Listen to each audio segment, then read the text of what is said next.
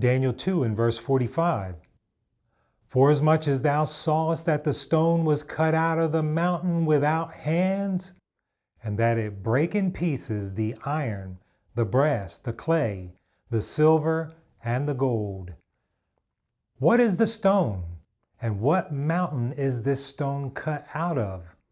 Well, before we get to that, let's first look at this phrase, without hands. The stone was cut out of the mountain without hands. What does this mean?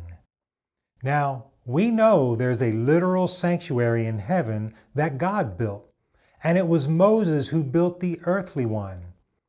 With that information in mind, Hebrews 9 verse 11 will help us better understand what this expression without hands means.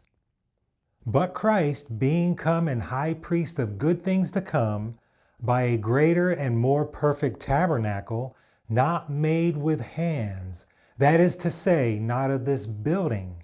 And that there means not of this creation or not of this world. So this stone comes from outside of this world. Friends, the final kingdom is not going to be established by Christians who take over the world, and as a result, they think that this planet is going to become better and better, when they take hold of the reins of the government. No. Right here, it says that Christ, which is the stone, and we'll see this in a moment, is cut out without hands, and this clearly means it is not of this creation.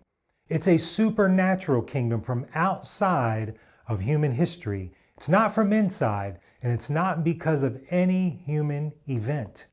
Another example is found in Daniel chapter 8. The same expression, without hands, is used when speaking about the destruction of the little horn, which is the Antichrist.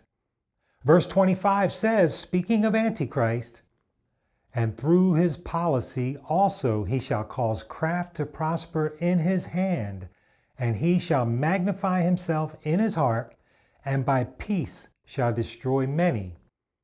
He shall also stand up against the prince of princes, but he shall be broken, how? Without hand. Will the Antichrist be destroyed by a human power or human agency? Absolutely not. Antichrist will be destroyed by Jesus himself at his second coming. And friends, you can read that in 2 Thessalonians chapter 2 and verse 8.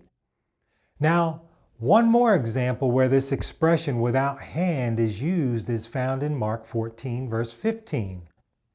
We heard him say, I will destroy this temple that is made with hands, and within 3 days I will build another made without hands. The temple made with hands was obviously an earthly building built by human agencies. In other words, it was made by their hands. But the temple raised up in 3 days, which is the resurrection body of Jesus, was done without hands, meaning it was done supernaturally by God. Humans had nothing to do with this, obviously. So friends, in all these texts, without hands is clearly referring to Jesus. It is always in the context of and in connection with Jesus. So this last kingdom of Daniel 2, it is God himself who is going to establish it. It will not be by any human power or any human devising.